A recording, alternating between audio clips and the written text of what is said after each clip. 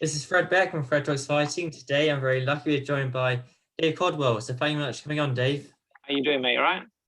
Yeah, I'm all good. Do you know what? I put a tweet out yesterday and I said, "Who do you stay up for a fight or do you wake up?" Because the thing is, I was still looking forward to the fight yesterday. I went to bed at like 10:30, but I couldn't get a sleep till like 12 o'clock. And then I woke up at 4, so it's only 4 hours sleep. And I was so excited after the fight, I couldn't get back to sleep. My mum doesn't know that. I told my mum that I went back to sleep because now I'm really tired. But do you wake up normally, or do you stay up? No, I stay up because I don't usually go to sleep until 3 half 2 anyway. But it's like if there's an undercard fight on that I want to watch anyway, the show comes on at 1, 2 o'clock in the morning. I watched it on they had it on the YouTube channel, the heavyweight fight and a couple of other fights on there, Castro, and I think Keyshawn Davis were all on that one. So I wanted to watch it anyway. So I just watched it all the way through, really. And do you get back to sleep after they all finish them? No, because the adrenaline's pumping, isn't it? So it's like you laid there trying to go to sleep, thinking, I need to shut my eyes, I need to get sleep. And it's so hard work. I nod off for a bit and I grabbed my daughter. For some reason, my daughter came in about 8:30 this morning. She's normally asleep till God knows whenever on a weekend. But yeah, she was awake anyway. So yeah, I've been up. So tired today, tired. I'll pay for it tomorrow. So you kind of get the adrenaline rush, and then tomorrow it kind of hits you all in one go, and you feel knackered. But I spoke to Ryan Rose a couple of days ago, and you were in Ryan Rose's corner when he fought Canelo, and he said when he was going to fight Canelo, he was saying that he thought Canelo was more of a come forward fighter. But then when he fought Canelo like demanded respect in the middle of the ring, and was countering his shots just as well as coming forward. What did you expect going into it, and then what did you know after coming out from it? Well, you realise, I mean, you know that he's a clever man. I mean, even back then, I mean, he's nowhere near back then as good as what he is now. He's improving all the time. But back then, you knew that he was a clever fighter. He was a heavy-handed puncher. But you kind of expect him to put more pressure on, more obvious pressure on than what he does. But what he does, he puts pressure on, but it's very, very subtle. And what he is an aggressive counterpuncher. And that's what he does so well. And you look at him how he's developed now. I mean, round one last night, Billy, he didn't throw much. But what he did, he was making Billy throw, but making Billy miss by centimeters. And he missed so many of his shots, virtually all his punches in that first round. You know, he made a miss. Now that's intimidating in itself because you can't get your shots off, and then you put doubts in yourself, and then when you just start to go to work, fix his shots really well.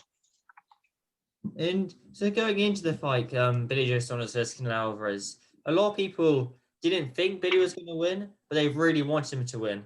I thought Billy had quite a good chance, but what did you think? I'd said before, I feel that for the first 6 rounds or so, Billy would be in the fight. It may look like he's winning the fight, but as the fight goes down, then you'd see Canelo take over because of his defense, because of his ringing intelligence and ring generalship. That's kind of what happened. There's a difference between being very, very good and being elite. We see it so many times, you know. We had it with Bellew against Usyk, where it looks like Bellew's in the fight and he's doing well in the fight, winning the fight, you know, being competitive, having success. But you're having to work so hard in order to be in the fight in those first 6 rounds.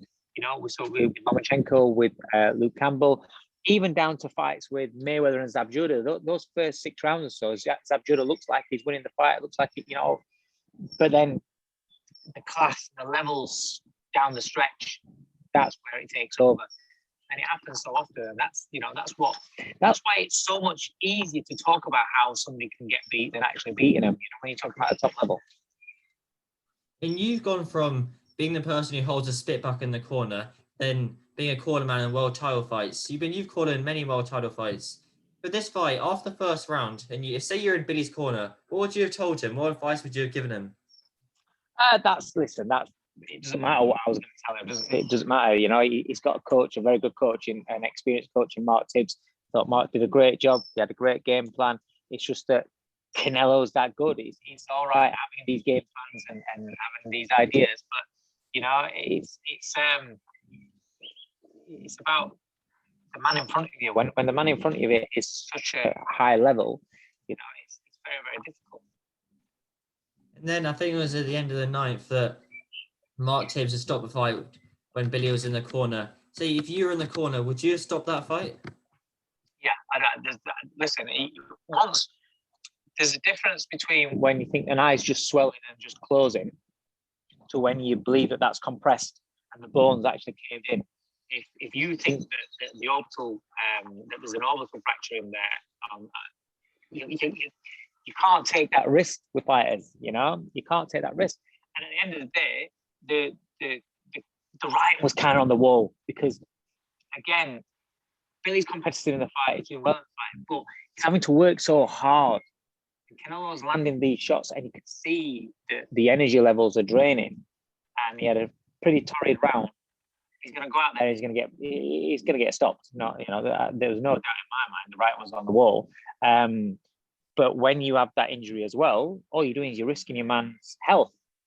Forget about boxing. There is a life for these fighters after boxing, and the corner's job is to make those difficult decisions. And that's what boxing did, and for me, it was the right decision. I mean, I always listen to Steve Bunce's podcast and Mike Costello and they had Joe Gallagher on, and they asked the same question to Joe Gallagher, and he said, absolutely, I would have pulled Billy out as well. I think Kell Brook, when he fought Golovkin, I think in Spence as well, he had the same problem with his eye. I think it was being broken. How long do you think he's going to be out of the ring for now? Depends on the injury. It depends on the injury, but it's something that needs to be made right. I think Kell had titanium plates put in the eye sockets. That might be an issue. That might be something they have to do. You have to get it right. You're talking about a serious injury, and anything around the eyes, you have to be careful of. Like I said, there's a difference between like tissue swelling and actual bone and fractures and things like that. It's a big difference. And then just to be on a more positive mood rather than kind of talking about the dark side of it. If we move on to Canelo Alvarez now, there's not many people, I think, in the world or anyone who can kind of beat him or they can challenge him, but I'm not saying they'll beat him. Do you think there's anyone who do you think right now in boxing gives Canelo his toughest test? Not now, because stylistically, Billy Joe was the style that historically has always given Canelo problems, but you saw that he has developed from that, and like we expected, like some of us expected, we thought that it would be, he'll develop from that last, the last sort of issues he had with people like Lara, people like that gave him issues. At super middleweight, I don't see anybody troubling him at all. Caleb, don't get me wrong, they're going to be good fights. Caleb Plant's a good fight. But do I see him beating Canelo? No, I don't. Andrade, no. He's going to run and hold, and he's not going to do the job, I don't think.